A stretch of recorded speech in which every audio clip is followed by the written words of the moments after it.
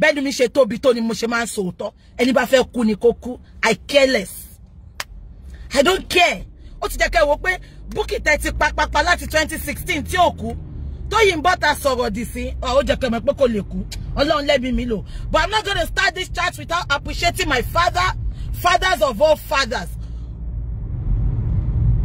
Bola Tinubu Jagaban. Yesterday was his birthday. He celebrated his 69th year's birthday yesterday. We celebrate this lovely man. I know people will say, Bola Tinubu ṣe báyìí, Bola Tinubu ṣe báyìí. Mo fẹ́ kẹ́ máa ro nǹkan kan o.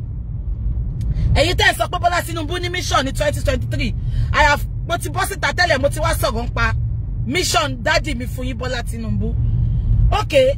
Hausa ti jẹ́ kíní fún 4 years lẹ́ẹ̀mejì that is 8 years.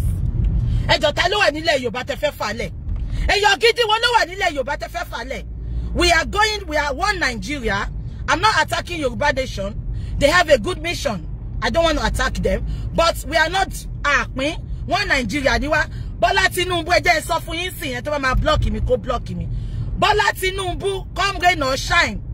Tó bá máa contest èmi Olúwabùkọ́lá máa campaign fún jati ẹ jẹ́ ká ti bí ìṣáná ká ti kíyèsí ogun ẹ wo Bọ́lá Tinubu ó ṣe kò ṣe ó ń kówó jẹ ó ṣe o ẹ wo gbogbo Discovery Channel ni máa ń pe Bọ́lá Tinubu Discovery Channel ni ẹ mọ̀ why ó máa wo àwọn tó wà intelligent á dẹ̀ fi wọ́n sípò kóńdà jẹ́ kí n jẹ́ fada ni ẹ wo Fáṣọlá ẹ wo gbogbo àwọn boys ẹ lẹ́kọ̀ọ́ yẹn ó rí pé ó wà yìí ó ti rí wọn tó ó dẹ̀ Shemo is a good man. Please, I want you to support him. Let's support his vision. Hausa ti jẹ́ kíní lẹ́ẹ̀mejì. Let's support his vision. Eléyìí ò sọ̀rọ̀ pé mo hate ẹ, mo like ẹ. We just have to support his vision because ẹnáwó center lè gbé sílẹ̀ nílẹ̀ Yorùbá kò sí Bọ́lá Tinubu náà ni. Òun ni mouthpiece wa. He has been doing it. Let's give him a benefit of doubt. Àbíkò yé yín. So please, if his mission is to come out in 2023, please let's support him. Anybody ma bumi ko bumi. Ìwọ tó bá dé bumi block ya rẹ̀. Mi opinion mi ni. But Bola Tinubu come wá sọ láàárọ̀. Just leave that Bola Tinubu is evil man. Èwo ni o evil nu gbogbo wọn. Ọmọ kékeré tẹ́ fẹ́ lọ gbé wá no evil. Kò sẹ́ni tí o evil. Àdúrà la ma fi wọ́n lọ́wọ́. Àbíkò yé yín. Let's support them. He's our man. Bola Tinubu is our man. Oh. Bola Tinubu is our man. Oh. Bola Tinubu is our man. Ọ̀rọ̀ Bola Tinubu kọ́ mo fẹ́ wá sọ láàárọ̀ yìí. Ẹ jẹ́ ká sọ nǹkan tó tí mo fẹ́ sọ. Now, kí ló dé tẹ̀yin ará òyìnbó? Ẹ̀yin ará ìlú òyìnbó tẹ́ ní tìjú náà. Kí ló dé tí ẹ̀yin ará ìlú òyìnbó tẹ́ ní tìjú? Kí ló dé tẹ́ live on peanuts? Why are you living on peanuts?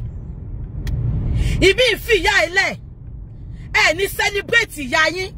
Ìtorí oppressor kan ti wá sórí social media. Ó ti wá oppress yín pẹ̀lú peanuts.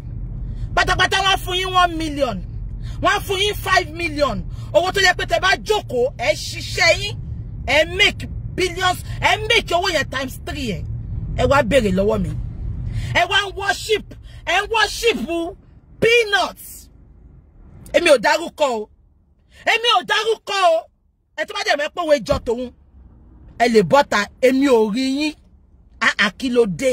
Ẹ ṣe ní tìjú báyìí ná. Ọmọ òkè ọ̀hún yẹn ìgbà tóbìnrin máa bọ́ta. Mo ti sọ fún yín pé obìnrin yìí kò ń ṣe olówó tó bá ti wà tó jẹ́ pé owó ẹ̀ ó fi oppress ni. Owó ẹ̀ ó fi sọ pé káwọn ọmọ méjì máa jà ni. Wàá rá àwọn ọmọ kékèké tó ń ṣe wàhálà. Àwọn ọmọ kékèké tó ń bára wọn jà. Wàá wá lọ kó wọn jọ. Ó ní bá wọn fi owó yẹn parí ìjà. Ó ní bá wọn settle kí peace wà. Irú olówó lórí burúkú ò nìyẹn. Ẹ rí Mọ́mì Àjàyí ni. Ẹ jẹ́ ká compare and contrast. Wọ́n ta lẹ́nu. Ó fowó ṣàánú. Àfúnni ló ń jẹ máa wo bẹ̀. Kò dá sọ́rọ̀ Facebook fracas. Kò lọ fún yọ̀kan lówó pòkè. Iṣẹ́ tí Bukky ń ṣe ni kí ọ̀dọ́ lọ máa ṣe. Kò lọ fún yọ̀kan ẹ̀mọ̀. I love that woman. I can't wait to celebrate her. Àwọn philanthropist tó ń pe philanthropist wọn níṣẹ́ nìyẹn. Àwọn ìyá abiyamọ àgbọ̀já gbọ̀rọ̀gbọ̀. Help me to show some love to Mummy Esther Ajayi. kò sẹ́ńtì ò mọ̀ kò sí kọ́kọ́rọ́ ilẹ̀kùn Nàìjíríà tí ò ní lọ́wọ́ kò press ẹ̀ńtọ́lọ́n bá ti ràn sí ni kò ṣe wàhálà kò press kò wá ní kọ́ máa àmọ́ bó ṣe ń lọ àmọ́ bó ṣe ń lọ ṣọ́mọ ọjọ́ sí àní gbogbo ẹ̀lẹ́ máa gbọ́ lẹ́nì èmi ò já ọ́ ẹ lọ pè wọ́n wá ẹ lọ pè wọ́n kò ní dákẹ́ mísì chati kò ní dá káwọn èèyàn kan mísì chati ẹ bá mi pè wọ́n wọlé. Now woman yìí ìgbà tó wá sórí social media according to story tá gbọ́ Fúnmi Beauty World ni mo gbọ́ pé woman yìí mọ̀ Ṣadé Eloquenza ìgbà tí wàhálà ṣẹlẹ̀ wọ́n ní kó lọ pé Ṣadé wá ìgbà tí Ṣadé mi mẹ́tò attack Ṣadé ń gbà yẹn wọ́n ní kó lọ pé Ṣadé wá woman yẹn support Ṣadé Ṣadé rọra ń jẹ nǹkan ẹ̀ lábẹ́ ni ìyá ayé AJ ìyá ayé ìgbà tó yá woman yìí mi ti ìyá ayé bó tiẹ̀ kọ́kọ́ bínú gbà yẹn mo ní mo ní kílẹ̀tì ayé ń ṣe báyìí pé mo ní kílẹ̀tì wà ń ṣe báyìí mo ní kílẹ̀tì woman yìí ń ṣe báyìí pé kí tó ń finance ìgbà tí mo gbọ́ pé òun náà ló ràn ìyá ayé lọ́wọ́ mo bínú pé kílẹ̀tì ìyá yìí ń finance àwọn tó ń jà pé tó bá tiẹ̀ máa finance wọn ó jẹ́ kó finance wọn kó stop jà ní kó gún mi lórí social media but òun finance wọn láti máa dárúgúdù sílẹ̀ nínú finance yẹn ni àbí kan tí mo sọ yé yín ìyá ayé náà rọra ń jẹ mùlá ẹ̀ ìyá ayé rọra ń jẹ oúnjẹ kò sọ̀rọ̀ oúnjẹ yẹn kò sọ̀rọ̀ ìyá ayé wá mẹ́yìn kan lọ síbẹ̀ ẹ wá jẹ ẹmu lọ́wọ́ dání ẹ wá bẹ̀rẹ̀ sí ní pariwo ìyá yìí o olórí burúkú ni gbogbo yín ṣeré yìí tó wà lẹ́kọ̀ọ́ tó jagbẹnu sọ èyí tó ń tàǹkárá yẹn àbí wèrè ni ṣeré woman tó ń fún wọn lówó yìí ó láìkì kan máa hype òun tó bá fún ẹ ní 50,000 ó máa ní kó lọ hype òun kó sọ pé 1 million ló fóun èmi mọ bó ṣe ń lọ dáadáa ẹ ti gbàgbé pọ́mọ tó ń tàǹkárá lẹ́kọ̀ọ́ àbúrò mi ni ó jẹ́nu làágùn mi ó jẹ́ ó mu àtàṣe àfòmọ́ tẹ bá ń wá àfòmọ́ ẹ tí ra fòmọ́ o ṣẹlẹ̀ tó ń tàǹkárá lẹ́kọ̀ọ́ yẹn òun gangan là fòmọ́ àwọn ará ìlú òyìnbó ló máa ń fòmọ́ ó máa lọ máa ta wọ́n ní tó bá ti wá ta mọ́ yín tán shopping ni bá mi relé ṣùgbọ́n mo dúpẹ́ fọ́lọ́run ibi tọ́lọ́run gbèdé nínú ayé mi mo dúpẹ́ fọ́lọ́run ìyẹn kọ́ mo fẹ́ sọ lẹ́nìí ọmọ tó ń tàǹkárá tó máa pariwo ìyá o ẹ bá mi pé òun gan pé oore wo gan ló ṣe fóun ṣọ́ọ̀bù àǹkárá tó ní ó sunkún ní kó tó fún ní 1 million owó ṣọ́ọ̀bù yẹn péré lọ́ba san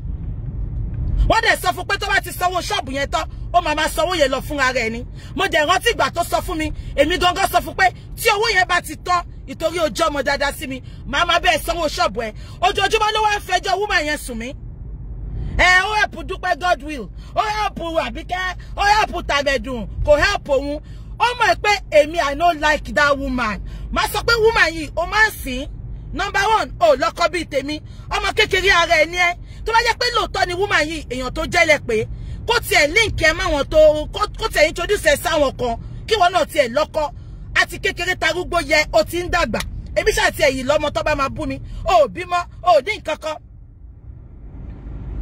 àbí kò yẹ yín ó bímọ ó ní nǹkan kan kí woman tiẹ̀ introduce ẹ̀ kò ní ṣe nǹkan kan fún ẹ lójú ẹ àwọn tó mọ̀ lẹ́yìn ẹ ó help wọn kò help ẹ ìgbà tó máa help ẹ ṣá 1 million nǹkan tó sọ fẹ́ mi nìyẹn 1 million ló fún ẹ kò fi ṣí corner shop àǹkárá ẹ tó wà lẹ́kọ̀ọ́ àbí mo wá wò pé olówó wò ní 1 million pẹ̀lú gbogbo bó ṣe máa ń ṣe fún woman yìí tó ẹ máa gbọ́ mi o meanwhile gbogbo IP yẹn gbogbo wọn ń retí ni pé ó máa ṣe fóun ìyẹn kọ́ ni mo fẹ́ sọ láàárọ̀ yìí ṣe bẹ́ẹ̀ kọ́ nìyẹn wà ó lè máa wojú olú àbí ìdẹ ṣe gbọ́ woman yẹn wọ́n sọ pé ó help kọ́nà àwọn ẹ̀gbọ́n lady yẹn because lady yẹn ọmọ olówó tó ń pera ẹ̀ kó ń ṣọ́ ọmọ olówó ẹ gbàgbé ẹ̀ ìyá ayé ti sọ́rí but story for another day nìyẹn ẹ jẹ́ ká fi yẹn sílẹ̀ ìyẹn kọ́ mo fẹ́ wá sọ lẹ́nìí so woman yẹn ó help kọ́nà àwọn ẹ̀gbọ́n ẹ̀ láti wọn lọ school so kò lè ṣe kó má worship ẹ̀ àbí kò yẹ yín tẹ́ bá ti rí olówó tó máa ràn yín lọ́wọ́ tó yẹ pé ẹ gbọ́dọ̀ máa worship ẹ̀ ni ẹ sá fún Ọlọ́run ò gbàgbé èèyàn kankan àbí kò yẹ yín ẹ jẹ́ ká máa sọ̀rọ̀ lọ o now ẹ jẹ́ kí n máa sọ̀rọ̀ bí lọ ó wá ìgbà tó help everybody yẹn náà ó condemn ọmọ yẹn èmi náà ò dẹ̀ lè bínú because ẹ jẹ́ kí gbogbo fi ọ̀rọ̀ ṣírò ara wa òun sin èèyàn láti joy lady tá ń sọ iná bó ṣe sọ kò mọ̀ o kò rírí o gbogbo kan tó máa ń gbé fèmí ńgbà yẹn ó ra àwọn báńkẹ́ lọ rí àṣekòtẹ̀ sí London gbogbo gbà yẹn Scotland ló wà ẹ jẹ́ kí n máa sọ̀rọ̀ mi lọ now ìyẹn kọ́ mo fẹ́ sọ láàárọ̀ yìí ọmọ tó wà lẹ́kọ̀ọ́ tó ń tà nkárá yẹn ó ní ìdí àánú ó kàn máa ń parọ́ ó máa ń bìgà rẹ̀ ni gbogbo yẹn ni máa wá sọ gbogbo chat yẹn kò ṣọ̀rọ̀ ẹ̀ mo fẹ́ wá sọ o àwọn tó máa ń parọ́ tó máa fi pò tọ́ làwọn ń sọ mo wá máa ṣe show lórí ìwọ lọ́tọ̀ ni ó ní disease tó máa ń pè a máa pa àwọn nọ́ọ̀sì ń jọ yẹn wọ́n máa sọ disease tó ń pè fún wa ṣé nǹkan tí mo sọ yẹ yín náà kò wá ń ṣe nǹkan tí mo fẹ́ sọ nìyẹn ṣèbọn ọmọ tó ń tà nkárá lẹ́kọ̀ọ́ yẹn Èkó ló wà ó ní ìdí àánú ó kàn máa ń parọ́ pé bàbá àwọn olówó màmá àwọn olówó ni kò sí nǹkan kan fún láàrin èmi àti mo wá bàjẹ́ kò sí nǹkan kan fún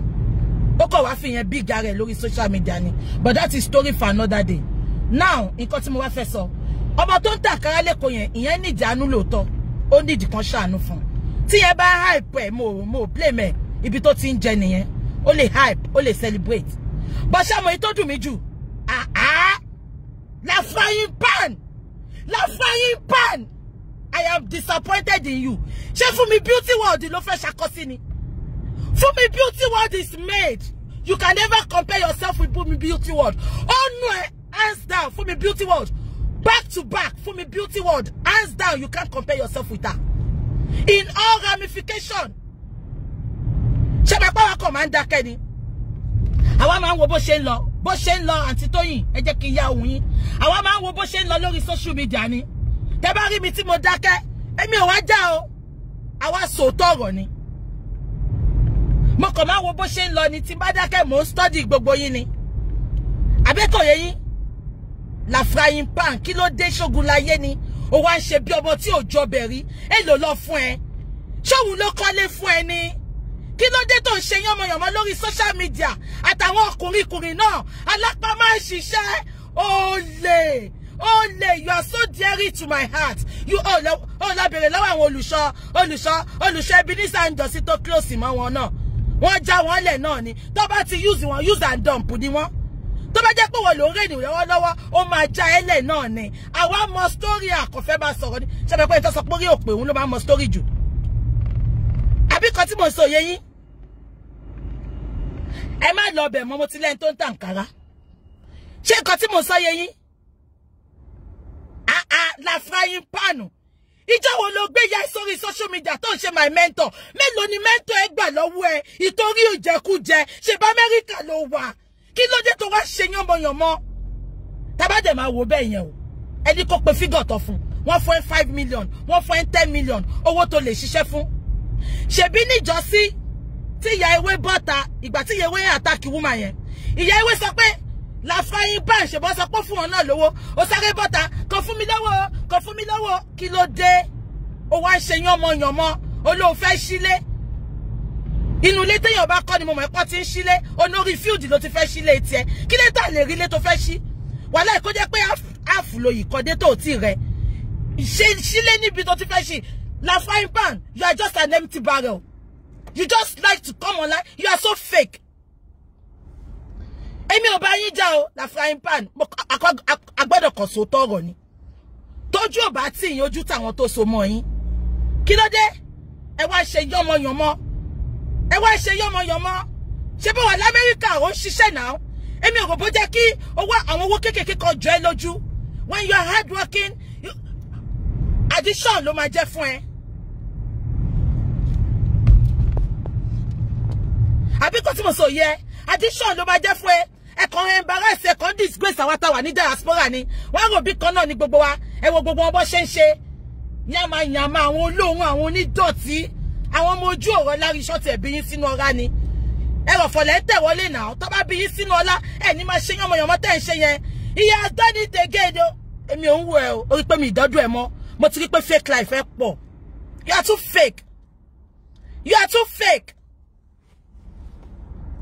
fake kí ló ṣe yín náà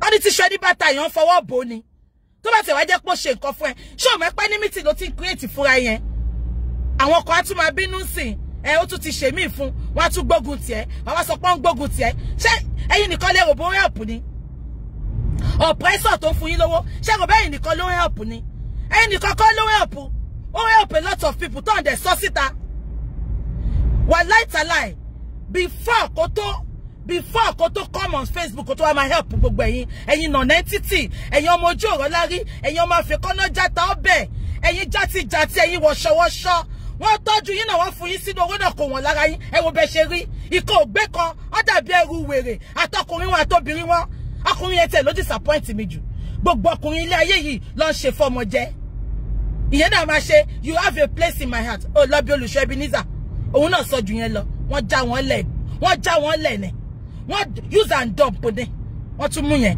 you have a place in my heart ẹ wá máa pariwo kiri ìyàwó thank you ẹ wá ń ṣe yánmọ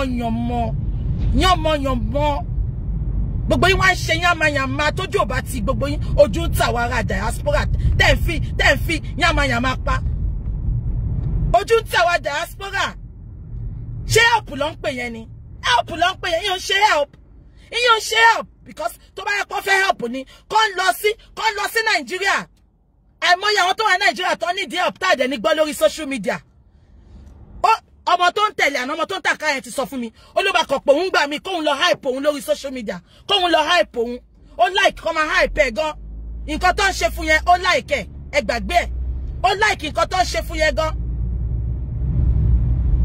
àbí kan tí mo sọ yẹ yín ẹ jẹ́ lọ síwá ẹgbẹ́ jẹ́ mọ́wọ́ tójú ò bá tì yín ojú táwọn tó so mọ́ yín ojú táwọn tó so mọ́ yín lọ sáwá ẹgbẹ́ jẹ́ mọ́ àti ẹ̀gbọ́n àwọn tó wà lẹ́kọ̀ọ́ tó hype tó ń pariwo kiri ó tún ti ṣe o èwo ni ti àwọn tó wà nílùú òyìnbó l'Amẹ́ríkà ní London kí ló dé tílé oge tó gé jẹ náà ẹ jẹ́ kí tílé oge yín tó yín jẹ nǹkan tí mo ṣe like ìyá Dublin nìyẹn kò kọjá yẹ she's contented bó ti yẹ pé ìyá máa ń parọ́ ganan àtúwọ́tà nìyá but ìyá wà contented Lafuki who are you trying to oppress? Who are you trying to oppress? Kò sẹ́ni tó mọ̀, kò sẹ́ni tó fẹ́ rí ẹ. Nobody see you. Inferiority complex, don't shake gbogbo yín complex. You think when you put all that nonsense online, you want to use it to show off, to rub to people's face.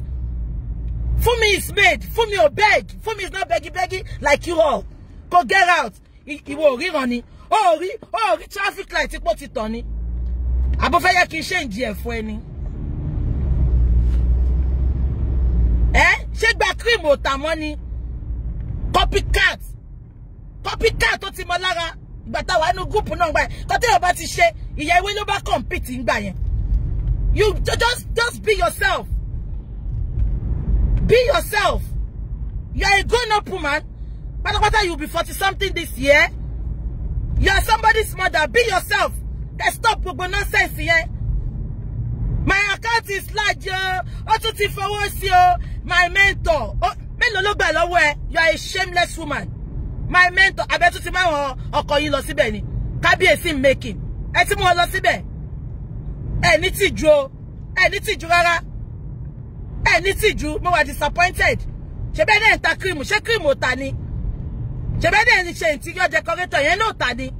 Ẹ lọ jókòó síbi kan. Ẹ lọ wá ṣe ẹ̀yin aláìní tìjú.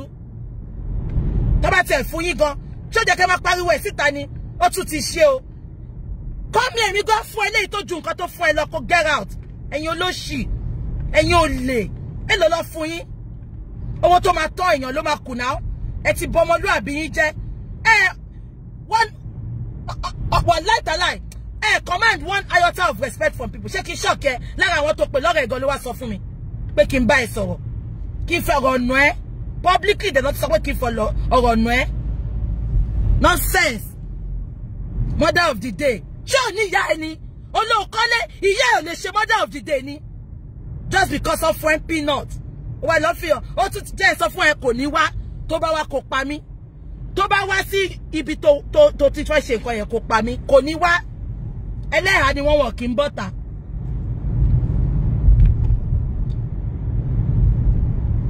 Your mother is there. Oh, pọ́n ya ilé. Ó máa dùn mí pé àwọn ìyá mi ti kú, bàbá mi ti kú o.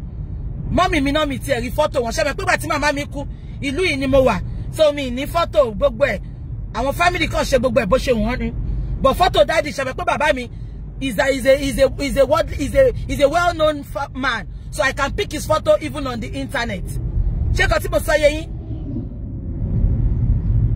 Kàkà kí celebrate anybody. Ẹ mọ̀ nǹkan táwọn èèyàn ṣe fún mi lábẹ́ ni. Ẹ mọ̀ nǹkan tó ń ṣe fún mi ni. But I will not come out and tell people because only ti ṣe ní banta yan fọwọ́ bo ni. Na frying pan, sori nǹkan tó ń ṣe yẹn gan, ó create enmity fúnra ẹni. Ó create enmity fúnra ẹni because àwọn tó ti wà lọ́dọ̀ ẹ̀ tí ò ti ṣe fún, wọ́n máa jealous. Tó bá yá gbogbo yín ẹ máa ṣògùn síra yín. Ẹ máa ṣògùn síra yín ẹ̀yin olórí burúkú. Ẹni tó rí nǹkan rẹ̀ tó fẹ́ kú pẹ̀lú ẹ̀. Ọwọ́ ẹ̀ tó ti sọnù ńkọ́. Kí ni ká sọ fún Ṣadé Eloquenza làbí kẹ́ gbogbo wọn?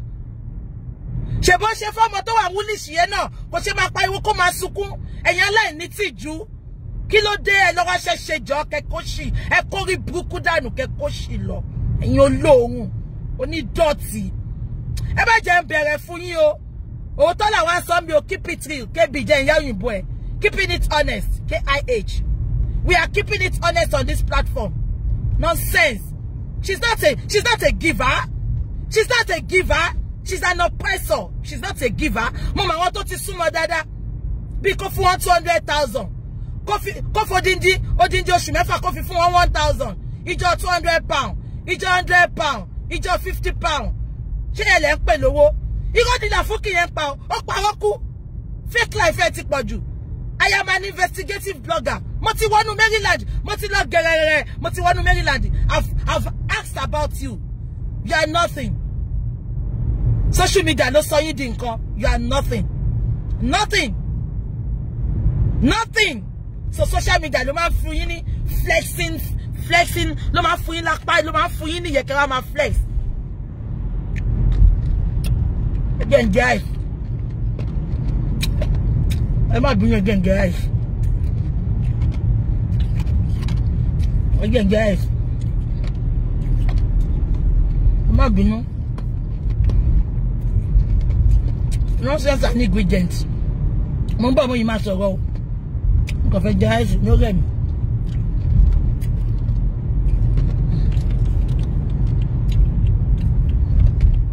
Ẹ má bínú.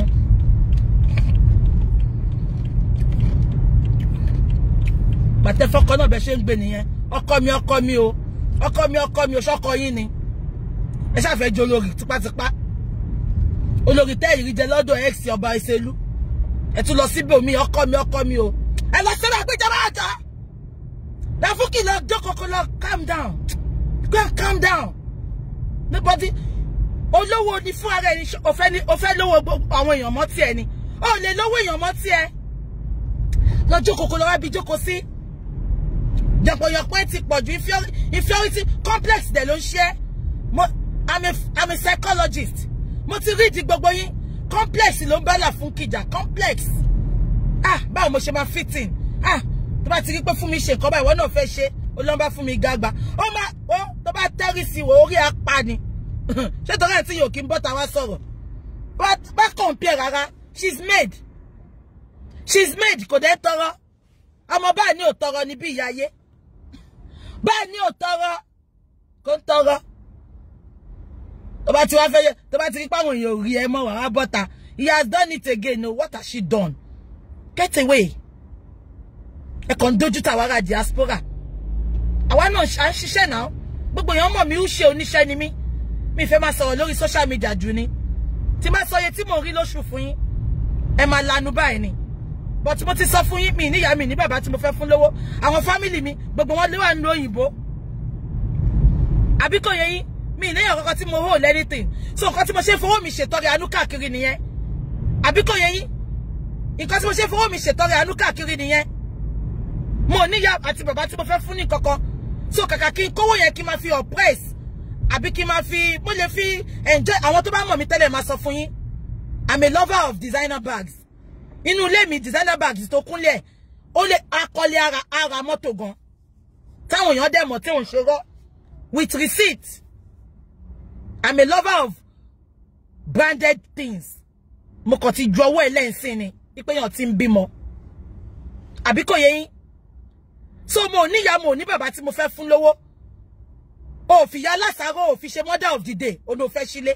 ó wá lọ pè yan ko e tó ti fún ẹ ní peanut àti ko wà lórí ọmọ yẹn táwọn yan gbé sílẹ̀ ni ẹ gbàgbé oppression ni ya olówó yín ke get out lórí Bọ̀dá Sunday tí má sọ bí àwọn yan ṣe gbé owó sílẹ̀ àti ko wà títí 600,000 gbà ló fún wa ó ní ká fún Bọ̀dá Gabriel ní Bọ̀dá Tóyìn ní 500 ó fún àti Tóyìn 100,000 èyàn kan náà wo susu gbam 1 million ló fún wa èyàn ẹ gbàgbé bó ṣe happen ilé kan láti kọ́ yẹn ni Sọjí lásán Bọ̀dá Sọjí Sọjí lásán ẹ gbọ́ yẹn tí Bọ̀dá Sọjí sọ pé òun fẹ́ máa san ni ó lọ máa sanwó hotel 50,000 every week ó ṣiṣẹ́ débẹ̀ ni ẹ máa notice mi mo kí n like kéèyàn máa ṣọlẹ kò sí bí ṣe lè hate èèyàn tó ẹ tó bá ti wà hard working mo máa like wọn ọ̀lẹ ni mo hate láyé mi he's hard working he's always on in his trailer he's going to work ṣe bọ́kùnrin nìyẹn ó lè Apostle ló lè ṣe bọ́kùnrin ní Sọjí ò ṣe máa pariwo àbákùnrin kọ́ ni P&P àbákùnrin kọ́ ni KB ọkùnrin kọ́ ni Kọ́lá Ọdẹ́dúgà wọn ṣe máa pariwo ó ti fún mi o I can't do without you you are a special place in my heart mo ti block ẹ wọ́n screenshot ni wọ́n screenshot gbogbo yín ni Bukky bá wa bá wọn sọ̀rọ̀ wọ́n ń dojú tàwọn aráàlú òyìnbó mo ti block gbogbo yín wọ́n screenshot yìí ni ọ̀nàkùnrin yẹn náà I can't do without you you are a special place in my heart olórí burúkú ó lọ bèrè lọ́wọ́ Pastor Ebenezer use and dump lọ fi ṣe Pastor Ebenezer update tó ṣe ń sìn update lówe ló ń sọ̀rọ̀ ó ń ju oko rabata ló ń jù fún ìyá olówó yín ó máa use and dump yín ni ọlọ́kọ tí ò bá mọ́kọ ẹ̀ so help ló máa náà ṣe fún yín ọkọ yín ló fẹ́ mú sábẹ́kẹ́ jẹ́ kó rí yín pé gbogbo yín èmi ò rányàn o ẹni tó fẹ́ kú pàdé ẹni tó fẹ́ pa ni o èmi ò rányàn ẹ wò mí dáadáa blog yín ta ló help ẹ lọ fi ṣáàbọ̀n ẹ bá mi fi ṣáàbọ̀n èmi gan gbé sórí wọ́ọ̀lù mi orí yín burú ẹ jẹ́ ká bára wa sòótọ́ ọ̀rọ̀ tá àbá ẹ̀ ń dójú tì wá náà ṣé gbogbo wa là níṣẹ́ ni ọkùnrin èlò ló fún ẹ ó fún ẹ 10 million àní máa fún mi 2 years máa fún ẹ 10 million yẹn ká kùlù fún gbogbo yín àìlàlà bẹ́rì gbogbo yín ẹ̀yin olórí burúkú olóǹṣílé òfìyà ìṣe mother of the day ọba àkàmọ́ tó lọ́ta mọ́ yẹn ṣó mọ́ rí ni ọmọ ọba tó lọ́ta mọ́ yẹn rí ni bá ti rí páwọn èèyàn súnmọ́ yàn kan wàsáré lọ máa ṣàtàṣe òṣì àtàṣe ẹ̀ ti pọ̀jù là fún kí go and sit down mi mọ bí gbogbo yóò ṣe add the price tag sọ ara yín bí ṣe wá yóò mi ní ṣùgbọ́n mo tọrọ jẹ ọmọ báyìí ní àtọrọ ni mo price tag mo add ẹ̀ mọ́ra mi ni jẹ́jẹ́ ni mo jókòó níjọ́sí mo add the price tag mọ́ra mi ni báyìí ní àtọrọ ni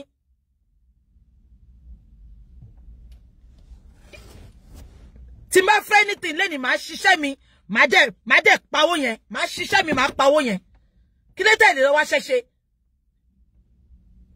gbogbo wa la máa jẹ breakfast ìyá mi time ló máa yàtọ̀ ìyá tó fowó oppress yín lẹ́ni tó jẹ́ kẹ́ máa búra yín kẹ́ máa show off orí burúkú fẹ́ bá gbogbo yín ni ẹ lọ ṣiṣẹ́ jọ èyí olóṣì ọ̀lẹ wọn mọ̀jú kọ́ jókòó tó wo disability lọ ìgbà tí kù wọn ti tóbi jù ikùn lárí kò sóbò lábẹ́ wọn ní ṣiṣẹ́ ẹ wọkùnrin yẹn náà olórí burúkú wọn tẹ̀ bá parọ́ wá ẹsẹ̀ bẹ̀t tó ti ń lò láti jọ yìí mò ń gbà you hold a special place in my heart obìnrin ò ń ṣe you hold a special place in my heart lórí èlò tó fún ẹ pátápátá wọ́n fún yín 10 million wọ́n fún yín 20 million owó tó máa tán nǹkan tí yàn bá fọwọ́ ẹ̀ ṣe ni tèèyàn tẹ́ni takísà ń tèèyàn báàdọ̀ ṣe máa ń pòwò yẹn nǹkan tó bá fọwọ́ ẹ̀ ṣe ìyá yín lè ṣe fún yín á sì règùn bàbá yín lè ṣe fún yín á sì règùn Ọlọ́run nìkan lọ́ba tó máa ń ṣe fún yàn tí òun sì règùn ṣe fẹ́ gbọ́ ìyá olówó yín kò ń ṣaláàánú yín oppressor ni ó fi ń yán àwọn kan lójú ni fọ́rífọ́rí ló fi ń ṣe àbí kò yé yín fọ́rífọ́rí ló fi ń ṣe she's not a giver kò ń ṣe ẹni tó ń ṣàánú fọ́rífọ́rí ló fi ń ṣe ó fẹ́ fi ṣọ́ àwọn kan tó ti filẹ̀ tó ń bá ṣe mọ́ ni. She's not even up to something. She's just trying to oppress. That's what she does. I know her back to back.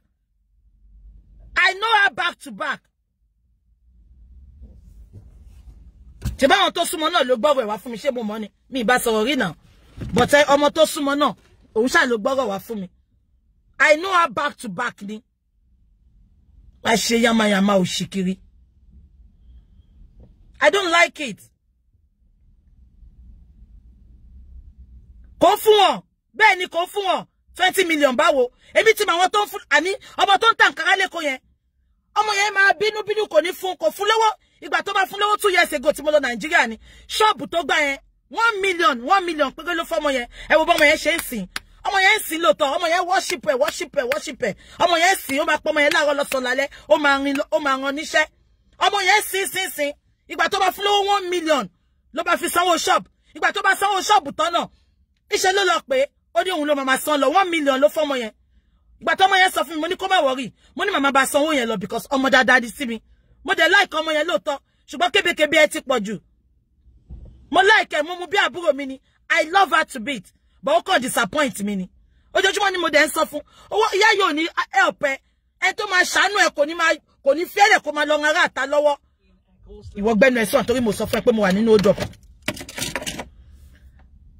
Àbí kan tí mo sọ yé yín. Kò help ẹ ìgbà tó máa help ẹ 1 million ló fún. Aṣá àmọ́ àwọn tó fún ní 1,000 pounds ń bí báyìí. Ìjọ 200 pounds. Ìjọ 100 pounds. Àwọn máa pè ṣó ti lọ gbowó yẹn. Ṣó ti fún ẹ lówó yẹn.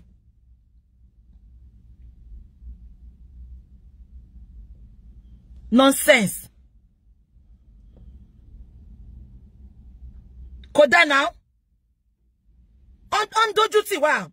Gbogbo yín ó jẹ́ kẹ́ mọ̀ mi. I'm a true sayer. Tó bá bọ́ta sí wọn no jealous kò ní dá fún yàlá ya gbogbo yín. Màá rà yín màá rà ya yín. Tówó ni àbítà ìrówó rà. Tówó ni àbítà ìrówó rà. Àbólórí burúkú ni. Ẹ gbọ́ bó ṣe máa ń sọ ní gbogbo wọn. Wọ́n ní Bukky ó like iṣẹ́ ló máa ń mú mi. Wọ́n bá ń tag mi mọ́ṣẹ́ ni. Wọ́n ń tag mi mọ́kùnrin. Wọ́n ń tag mi mọ́kọ olóko. Wọ́n ń tag mi pé mo fẹ́ kábíyèsí kan dọ̀dọ̀dọ̀dọ̀ bí àwọn la frying pan. Wọ́n ń tag mi pé mo gbọ́ ọkọ lọ́kọ. Àbí kan tí mo sọ yé yín. Iṣẹ́ ló máa tag Jesse mọ̀ wá gbọ́. Jesse ó like iṣẹ́. Wọ́n mọ̀ mí ní Manchester wá ní alájà kówó pé kówó lé ni. Iṣẹ́ ló mọ̀ mí mọ́. Wọ́n ní tíṣọ ẹni bàtà yẹn fọwọ́ bòdì. Èló ló fún yín. Owó tí ò lè là yín. Ó fẹ́ sílé ò sílé nú ilé ẹ̀ jẹ́ ká rí lé tó kọ́.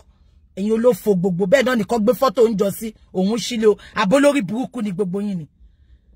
Mo ti sọ fẹ́yìn tẹ́ ń wò wọ́n. Ẹ má jẹ́ kí ọkọ oppress yín o. Irọ́ ni many of them ń pa o. Irọ́ ni o. Ẹ má yẹ kó oppress yín kọ́ wá kẹ́ wá máa ronú o torí bá ti wèrè kọ́ ṣe pè mí láyìn ní London yẹn ní last 2 weeks. Ẹ Bukky gbogbo wọn ń kọ́lé. Mo ní owó palliative lọ fi ń kọ́. Má jẹ́ pa ronú. Owó palliative àwọn olórí ibú. Wọ́n máa pa àwọn èèyàn lẹ́kún.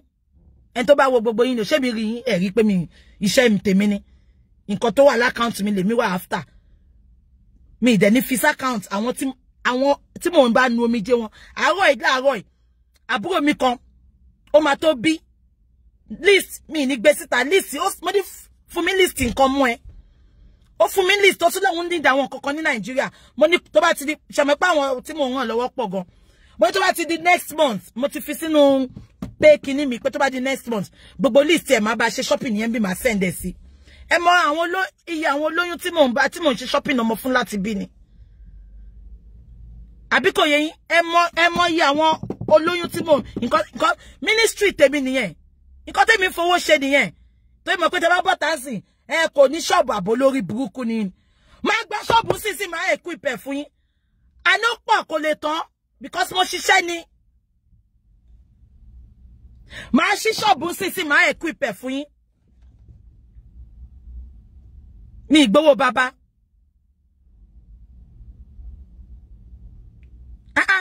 Làfúnkì yẹn tẹ̀ ń dojú ti wà owó àti ròbò àwọn olórí burúkú. Ẹ wá ń ṣe yánmọ́yánmọ́. Àwọn máa gbé fọ́tò sí. Gbogbo èyí tẹ̀ ń gbé fọ́tò sí. Ẹ gbé fọ́tò ìyá yín sí. Ìyá mi ti kú ni tí n bá ní ìyá máa gbé sí. Ẹ tó bá dẹ̀ ní fọ́tò ìyá mi ẹ bá mi gbé sí. Ìyá mi ti kú mi ní fọ́tò. Ìyá mi àti bàbá mi ìgbà tó kú ibi mo wà mi ní fọ́tò wọn. Ìgbà tí mo dẹ̀ wá Nàìjíríà boarding school ni mo wà. Ìgbà tí mo dẹ̀ tún ṣe tán higher institution boarding school kò yé yín.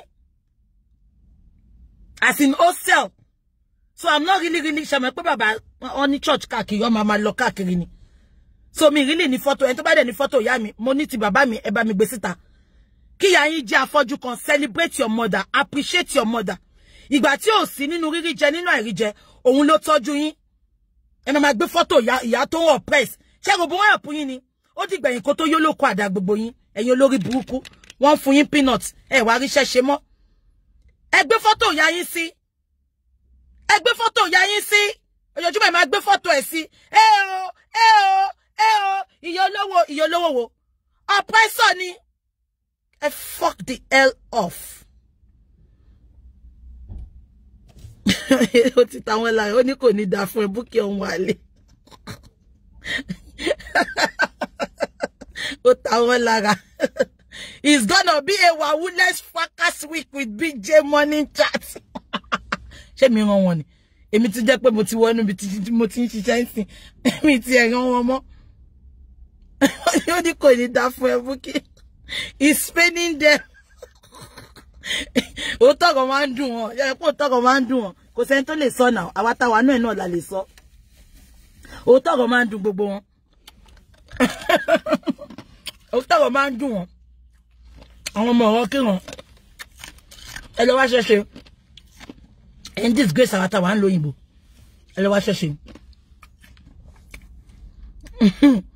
Exactly. Real men should never accept a dime from women. Ìròbó lórí burúkú. Aláìní tìjú. Ó gbé ìyá sí, ó gbé ìyàwó sí, ó gbá àwọn ọmọ ẹ̀ sí. Ìyá ìlò máa gbé sí lójoojúmọ́. Làfúnkì náà. Ó gbé ìyá ẹ̀ sí. Jẹ́ ká celebrate ìyá Lásàrò. Èmi gan ìjọ tó bá ní ìyá Lásàrò ṣe birthday bí gan máa bẹ́ẹ̀ gbé ìyá Lásàrò sórí wọ́ọ̀lù mi. Máa bẹ́ẹ̀ celebrate ẹ̀. Ìyá yín ò tí ì kú náà Láfúnkì. Ẹ gbé ìyá yín sí. Ẹ gbé ìyá yín sí. Ojoojúmọ́ máa gbé sí. Ìyá sẹ́ẹ̀pọ̀ àti ẹ̀rírí set photo ìyá aláàánú yín gan. Mọ́mí Àdùkẹ́ àwọn màmá gidi nìyẹn. Tẹ́ bá ráwọn ilé tí mò ń pè yìí, owó burúkú wà lọ́wọ́ wọn. Ṣé wọ́n fún mi lówó ni? But àdúrà tí mò ń ṣe kò ṣe gbogbo show off tẹ́ ń ṣe lórí social media yẹn ló máa sọ pé wọ́n help yín. Ẹ lọ gbàdúrà. Ẹ lọ gbàdúrà fún àwọn tó ń help yín, not coming online to show off. She likes it, ìyá olówó like it. But it doesn't matter. Ìyàn sọ pé ká wá tọrọ lọ́wọ́ ẹ̀. Àwọn ilé bíbí tí yín ló máa ṣe òṣì yẹn. Àwọn èèyàn wọ́n ní help ẹ̀ ní Nàìjíríà ju bí tó ń wá yẹn lọ. Wọ́n ní help ẹ̀ ní diaspora. Ẹ̀yin tẹ́ wá diaspora ó ṣe kò ṣe tó bá ti wọ̀ lóyìnbó, ebi ò lè pa ẹ́ mọ́. Ìyà ò lè jẹ. Àwọn tó wà Naija, àìmọye àwọn èèyàn tó wà Naija. Kó lọ help wọn. Ìbẹ̀rẹ̀ tí wọ́n mọ̀ pé ó fowó yẹn oppress ni. Kò help wọn, ó fi oppress ṣe mọ̀ pé tó bá ti bá kọjá bí kò ti kó lẹ́yìn a máa fún kó máa lọ hype. Àwọn olóbùkún kan náà débẹ̀. Thank you ma. Thank you mommy. Kò lè notice wọn. Ẹ máa dàgbà síbi 13 kí thank you yẹn ni. Ibi tẹ́ máa dàgbà darúgbó sí ni. A jẹ́ pa àmọ́ bó ṣe ń lọ. Ẹ̀yin olóhùn wọ̀tíwọ̀tí wọ́n fẹ́ kọ́lé. Ẹni bá fẹ́ kọ́lé kó lọ ṣe party nínú ilé ẹ̀. Ẹ fẹ́ ṣe sílé. Ẹni ẹ fẹ́ sílé. Ó bá kọ́lé yẹn dábọ̀. Jẹ́kọ́ inú bẹ̀rẹ̀ láti máa ṣe party là. Ilé yìí máa ṣe kíní o. Ó fẹ́ kọ́lé òfinú lélẹ̀. Ó ní lọ ṣe party lórí field. Ṣoṣo ẹ̀pọ̀ onílé ṣá. Ṣoṣo ẹ̀pọ̀ onílé. Ó ti lè parọ́ jù wọ́n mọ̀ ẹ́ Maryland. You lie a lot. Just because you want to big yourself. Àwọn ló fẹ́ big fún.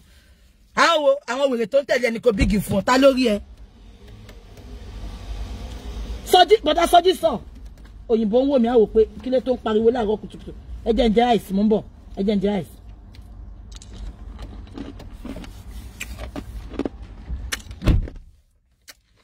Ẹ jẹ́ ń jẹ ice. Ẹ jẹ́ ń jẹ ice.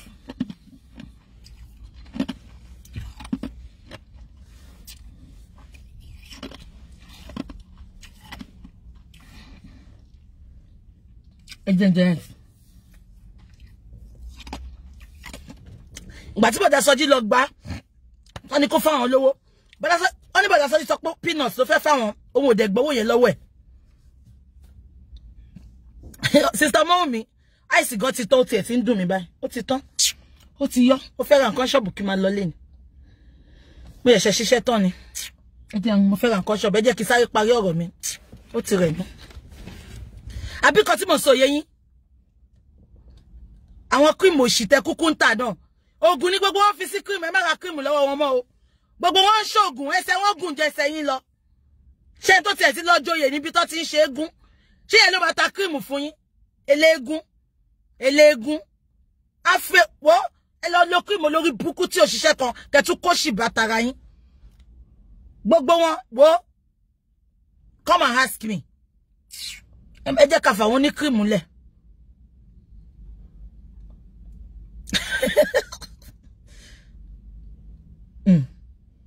ẹ jẹ́ ẹ wo a lot ń bọ̀ o Alhaji ti yokun lọ́rùn mi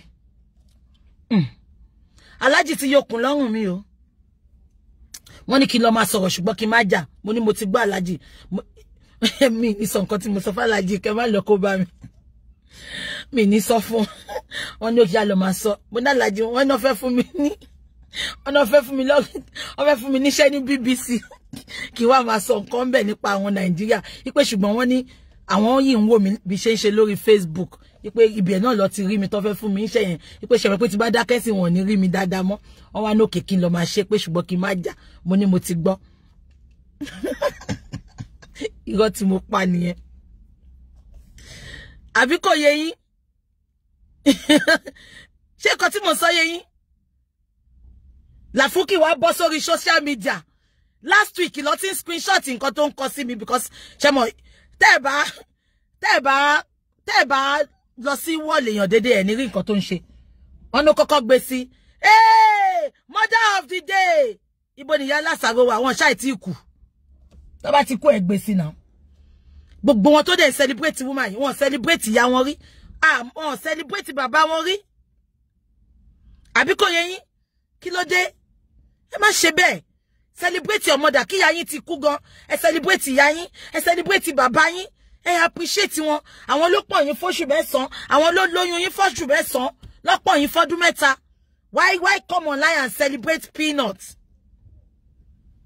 no she's not a philanthropist ìyá Àjàyè gbà I love that woman dáńkù yẹn ló fẹ́ jẹ́ kí n má like woman yẹn gbà yẹn lórí nǹkan tó sọ fún mi pa woman yẹn but mo ti rí pé ló ń pa because bó ṣe parọ́ mímí náà kiri nìyẹn ẹ wò ìyá Àjàyè náà ṣé wọ́n ń ṣàánú ni wọ́n ń ṣàánú náà she won't come and oppress kò dẹ̀ sílẹ̀kùn tí ò lè kàn ìwọ máa wá sórí social media wàá máa oppress àwọn ọmọ kékèké àwọn ọmọ tó jẹ́ kó help wàá máa oppress wọn torí kan ti bẹ́ ẹjà wàá lọ máa fáwọn kan àwọn yẹn náà wá update wọ́n ti fáwọn o ẹ̀yin olórí burúkú ṣọ́ọ̀bù tó ṣí fún iṣẹ́ kúrò lójú kan náà ni èwo ló ti multiply nínú gbogbo ṣọ́ọ̀bù tó ṣí fún gbogbo yín ibẹ̀ lórí yín ò ti pé tẹ̀ ti fura èwo ló ti multiply èwo ló tó ṣí ṣọ́ọ̀bù fún yín tó ti ṣí ṣọ́ọ̀bù méjì mẹ́ta lẹ́yìn ìgbà yẹn disgrace ni gbogbo yín ẹ̀yin olórí burúkú ìtorí nǹkan tẹ́ fẹ́ jẹ mata birthright yín adi ni mo ń gbọ́ tí Lafuki nǹkan my mentor my mother àbórí Lafuki ti dàrú ni mélòó ló gbà lọ́wọ́ ẹ my mentor my mother lórí èlò ó jẹ́ kẹ́ Lafuki ó jẹ́ kó máa pè mí náà ní mother ẹni o torí owó tó fún ẹ máa fún ẹ times 2 nonsense òṣìrè ratamarayọ àwọn wèrè dédé ẹnìkan lè ròbó fún lówó ni mo máa ń yàn tó fún lówó ní London tó fún lówó tó ju ti yín lọ́gán wọn dẹ̀ bọ́ta pariwo ẹ̀ ẹ̀yin wèrè wọ́n fún wọ́n ti rí pé lébi lẹ́yìn tẹ́ wà lórí Facebook elébi ẹ̀kan disgrace èèyàn up and down lójoojúmọ́ ojúmọ́ ń tì mí ni pé ṣe bẹ́ẹ̀ mi mò ń lọ bí iṣẹ́ kí ló táwọn pípù yóò lè lọ wá ṣẹ̀ṣẹ̀ tọkọ̀ ń ṣorí burúkú lórí social media wọ́n fún yín náà pàǹtí la máa rí lára yín wọ́n á kó gbogbo ẹ̀ sọ́hùn náà adis jetted kí ọkọ yìí máa gbé lẹ̀kẹ̀ olórí burúkú sọ́hùn ó jẹ́ ń fún àìmọye lẹ̀kẹ̀ tó wà nínú ilé mi lóhun òṣì àgùntò paṣọ èṣídà ṣé gbogbo òṣì tẹ́ ń kọ́ tẹ́ ṣọ́ọ̀bù àtìlé tẹ́ ń ṣó yẹn ni ìyẹn achievement ni iye èèyàn tó nu omi jẹ́ iye èèyàn tó tara ẹ rẹ́rìn that is my own achievement not flaunting nonsense nǹkan ayé ni abáyé lọ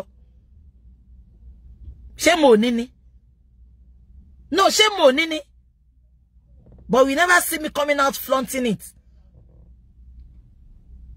never ete ni mo ṣàbògún lé okay mi ni mo ṣàbògún lé ṣá but I will not come out to flaunt it because nǹkan ayé ni àìmọye tó tẹ̀ tí ń lò mi ríro ọmọ mi ti wà is made tí bá tiẹ̀ ní nǹkan tí mo fẹ́ fọmọ lẹ́ni bàbá tó bí lásán bàbá tó bí kò lè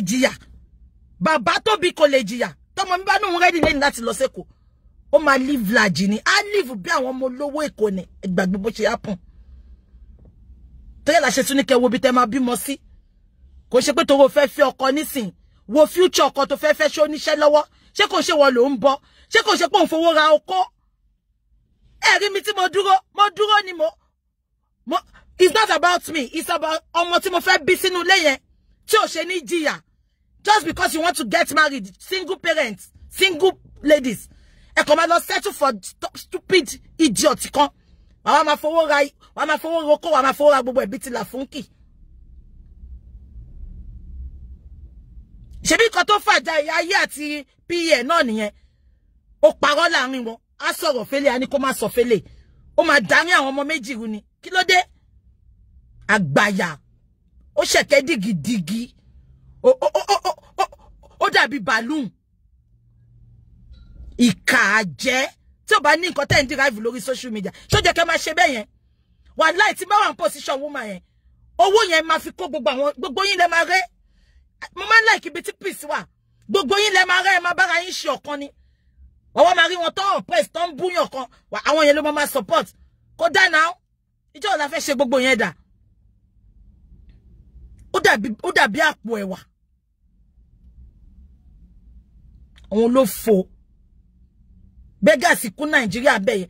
Tí bá ti ná Nàìjíríà 90% of owó mi. Ìtọ́rẹ àánú ni máa fi ń ṣe. Tó bá yẹ pé kí n máa náwó mi bí ṣe ń pawó ni. Oh, èmi gan ti di millionaire in pounds. Mo sọ fún yín. Ẹ fẹ́ mọ iye tí mò ń pa lóṣù ni. Ẹ lọ jókòó jọ. But ìtọ́rẹ àánú ni. Kí n omi jẹ́ èèyàn, kí n pààyàn lẹ́rìn. Mo dẹ̀ máa sọ, ẹ má bọ́ta wá sí, ẹ má wá sọ, you don't need to say it. Ẹ jẹ́ kó wà láàrin èmi àti yín. Ẹ mọ iye list tó ìwà lọ́wọ́ mi tí mo fẹ́ help ni. Mo dẹ̀ mọ̀ pé Ọlọ́run á ṣe, mo ò ṣojú náà. Iṣẹ́ tí mo ń ṣe náà ni. Mi ì dẹ̀ ṣojú kòkòrò. Ọlọ́run á ṣe. Ẹ̀yin wèrè, ẹ lọ wá ṣẹ́ṣe. Olóṣì ròbò. Mélòó nu yín ló ń dọ́dọ̀ ròbò tẹ́lẹ̀ tó bá update. Wọ́n ní ròbò wá update sí wọn lọ ń comment ibẹ̀. Ṣé ìròbò wá ń fi ìyá take it back. Ó wá fi ń ṣàmúdó fún gbogbo yín.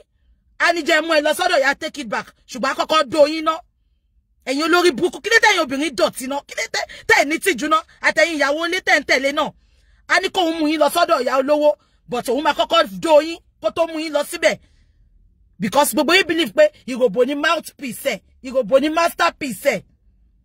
The same thing náà lọmọ tó ń tà Ankara yẹn. Ẹ wá ń worship yẹn náà. Ṣé yẹn gan ràánú gbà lọ́wọ́ ẹ ni? 1 million ló jẹ́ tó bá ní mo parọ́ kó bọ́ síta. 1 million ló jẹ́. 1 million. Ṣọ́ọ̀bù tó dẹ̀ ṣẹ̀ṣẹ̀ ṣí ní yàyà àbátan yẹn ni. 1 million. Ó lè sọ pé tóyìn bá ti bá sanwó ṣọ́ọ̀bù yẹn, òun ni kó máa san lọ. Mo sọ fún gbà yẹn bí tí bá parọ́. Mo ní má worry tó bá ti fẹ́ máa san màmá bẹ́ẹ̀ san. Mo dẹ̀ fẹ́ bá san gbà yẹn because ọmọ dáadáa ni. Àfi bóun náà ṣe lọ gbogbo ọkàn ṣe yamayama ni. Ó ga èmi ò mọ̀ pé wọ́n máa ń ba ayé èèyàn jẹ́ o. Mo máa dúpẹ́ o, you cannot buy me with money. Kò sí iye tó lè fún mi. Àbólórí burúkú ni ẹni. Mo ti block ẹ wẹ́nu ẹ̀ wíwọ́. Ó ṣẹnu wíwọ́ bí ìdìlà funky. Ẹ wò mí dáadáa o. Ẹ mọ̀ pé ìbò ń dùn èmi. Ẹ mọ̀ pé ìbò ń dùn èmi.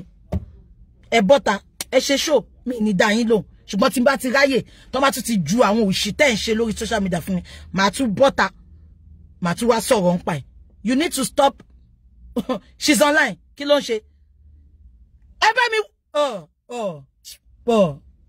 okay show why online. MHM bá mi lọ stream live video yẹn. Bá mi lọ stream ẹ jẹ́ sáré lọ ra nǹkan shop. MHM ẹ lọ bá mi stream ẹ. Ó ti dùn. Lọ sílé ẹ, lọ ṣòlí ẹ. Lọ sílé ẹ, má ṣe patí ní orí kíní lọ ń pò bèsèrè. Ìyẹn la fẹ́ jẹ ni. Ó warm up. Ẹ jẹ́ kó warm up. Ó kún mọ́ ẹ̀pẹ́ nu mi ò dá. Ajá wa ń gúùpù tẹ́lẹ̀ ni. A ṣí ẹ jàtijàti. Gbogbo àṣírí bó ṣe fẹ́ Alábí Yẹlò tó fẹ́. Gbogbo ẹ̀. Gbogbo bó ṣe fẹ́ Alábí Yẹlò gbogbo ẹ̀ ni máa mú wá. Àbọ̀ mọ̀ pé mo ti ń dẹ́. Má lọ wá o. La traitor má lọ wá o. Wo gbogbo bó ṣe fẹ́ Alábí Yẹlò tó fẹ́ yẹn. Má sọ bó ṣe fẹ́. Ẹni tó gbà lọ́wọ́ ẹ̀ ní London yìí má sọ. La traitor má lọ wá o. Mo advice ẹni. Mo advice ẹni kó lọ wá ṣẹṣẹ. Kó lọ celebrate mama ẹ. Mi bu ẹ àbí ṣe rí mi tí mo bu ni. Ṣùgbọ́n tó bá gbé wá.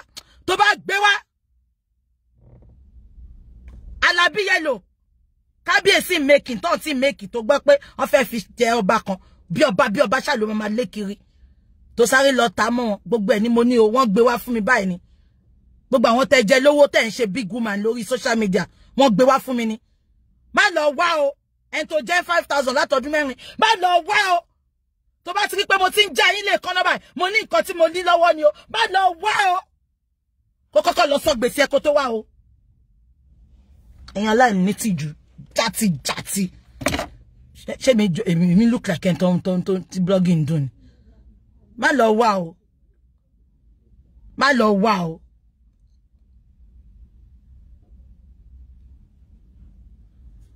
Gbogbo wọn ni ma wá sọ ẹ má worry ẹ jẹ́ kí má lọ. Ṣé ti gbọ́? Ẹ fún wa ní ẹ bá wa kọ́ lé wa o. Bẹ́ẹ̀ dẹ̀ bá wa kọ́ ẹ fún wa títí oṣù kan a máa fi wọ̀n yín bí ta ṣe dé. Ṣé ti gbọ́? Báwọn èèyàn ti ń support 100,000 tí mo sọ yẹn wọ́n ti ń bá wa dá. Ṣé ti gbọ́? Ẹ ṣé, God bless you. It's gonna be Mommy Esther Ajayi's birthday. Please, I want you to join me to celebrate her. I'm gonna celebrate her big. Àwọn philanthropist tó ń gbé philanthropist mi nìyẹn. Àwọn ìyá tó ń fowó ṣàánú. Eléyìí audio ni.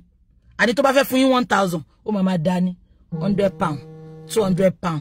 Ó máa máa dá ní tó bá fẹ́ fún yín ní nǹkan. Àwọn wèrè. In the gym, Uncle Ben, getting ready. Ẹ wá wo tí ẹ jẹ́ kó bọ́ta. Gbogbo ẹ̀ ló wà lọ́wọ́ mi báyìí. Alabi Yellow ló kọ́lá fún kí. Ẹ wo gbogbo ẹ̀ ló wà lọ́wọ́ mi báyìí. Ẹ jẹ́ kó wá kò ní jẹ́ tán. Alhaji mo ti sọ fún wọn BBC fẹ́ fún mi iṣẹ́ so wọ́n ní kí n máa ṣe show káwọn máa wò. Ẹ jẹ́ máa lọ ẹ má kó bá mi. Màá rí yín later mú lọ sùn. Ẹ go ẹ jẹ́ Ademo kan tó máa ń dùn mí. Gbogbo wọn ti believe pé ìròbó ní mouthpiece woman yẹn o. So gbogbo wọn tó bá tí òbó bá ti gbé nǹkan sí wọn sáré lọ síbẹ̀ wọ́n máa lọ máa kí woman yẹn máa lọ máa ṣe mọ̀. Wọ́n believe pé tí woman yẹn bá rí àwọn help àwọn ẹ kàn ń tan ayín ni. Ó wo ìràwọ̀ gbogbo yín náà máa lò ẹ ní kúrò lójú kan. Èyí tó ti ṣí ṣọ́ọ̀bù fún láti jọ yìí. Àléwo ló ti multiply ṣọ́ọ̀bù nù yín. Wọ́n ní tí ó bá ń ṣe business lọ́dún kan yẹn máa multiply ni. Èwo ló ti multiply nù gbogbo yín. Ẹ̀yin olófò, ẹ̀yin olóhun. Ẹ̀yin disgrace àwa o, gbogbo wa ń ṣiṣẹ́ nbi báyìí ni o. Kàn má rò bí pé gbogbo alon fún lówó. Ẹ̀yin olófò òṣì, olóhun oni dọ̀tí. Àwọn talakas. Iṣẹ́ yín ló máa mú yín lọ́wọ́, kò ń ṣe nǹkan tán fún yín. Ìyẹn máa addition nìyẹn. That will be an addition. Àìsí ti tán jẹ́ máa lọ. Mo like gbogbo yín. Gbogbo yín tẹ promise wa Alabi Yellow. Ọ̀rẹ́ ni mi ò dá. Ẹ jẹ́ kí n máa lọ. Ẹ jẹ́ kí n máa lọ. Ẹ̀yin ẹ ṣá bá mi lọ wò torí náà ti ẹ ń bí mi. Mo pé mi lọ sọ́dọ̀ ẹ̀ mo mi ti block ẹ. Ṣùgbọ́n mi ní wò ẹ̀yin bá mi lọ wò tó mi ní time. Tó bá ti sọ nǹkan kan ẹ̀yin wá sọ fún mi. Gbogbo bó ṣe Alabi Yellow, ọmọ tó Alabi Yellow, gbogbo plan gbogbo nǹkan Alabi Yellow ṣe lójúbìtì fún. Gbogbo ẹni máa wá sọ fún yín. Ẹni tó jẹ́ £5,000 tí ó sọ láti jọ tó ń ṣe big woman lórí social media. Gbogbo ẹ máa wá sọ fún yín. Mo ní lọ́wọ́ ni. Wọ́n gbé wá fún mi ni mo kàn wò pé ẹ jẹ́ ká filtrator lẹ kó máa bá tiẹ̀ lọ. Wá bọ́ta ń ṣe èrò sílá. Gbé yàrá lọ change IV yẹn. Ó wá máa wọn lọ́ba ó kó wọn sí. Àwọn ọba tó jẹ́ pé gbogbo ẹni tẹ́ ń fọba ní lóyìnbó àmọ́ yín náà. Àwọn ọba yẹn lẹ náwó fún wọn. Wọ́n kò ní bẹ ṣe ń ra voice bẹ ṣe ń fún wọn lówó. Gbogbo àwọn ọba ológun tí gbogbo yín fẹ́ tẹ́ wá fi ń ṣe social media stunt. Ẹ̀yin lẹ ń kówó fún wọn náà. Ṣé kí n máa dárúkọ kí n máa porúkọ gbogbo yín? Ẹ̀yin onídọ̀tí. Ẹ lọ gbọ́ba olórí burúkú tó rówó jẹun. Gbogbo àwọn ọba yẹn ń ṣe meeting. Àwọn girls ìlú òyìnbó ló náwó fáwọn ọba yẹn. Wọ́n ò náwó fún wọn. Àwọn ọba yẹn ò náwó fún wọn. Àwọn onídọ̀tí òṣì. Ẹ jẹ́ kí n máa lọ. Fọba ọba wèrè náà dà. Àwọn ọba olóhùn wo kò ní dá fún gbogbo àwọn ọba yín yẹn. Àwọn baálẹ̀ tẹ́ ń pè lọ́ba. Mi ìbọn ni o. Ọní. Baálẹ̀ ni gbogbo wọn. Àwọn baálẹ̀ tí ò rówó jẹun. Ẹ̀yin lẹ náwó fún wọn náà. Láfúnkì ó níye lónù tó gbà tó lọ ná fún Alabi Yellow àti ìyàwó ẹ̀ náà. Just for you to fit in. It's sorry for another day. Tó bá lọ jókòó jẹ́. Wo wọn ò ní lè gba ilẹ̀ àwọn speaker yẹn. Ó dàbọ̀.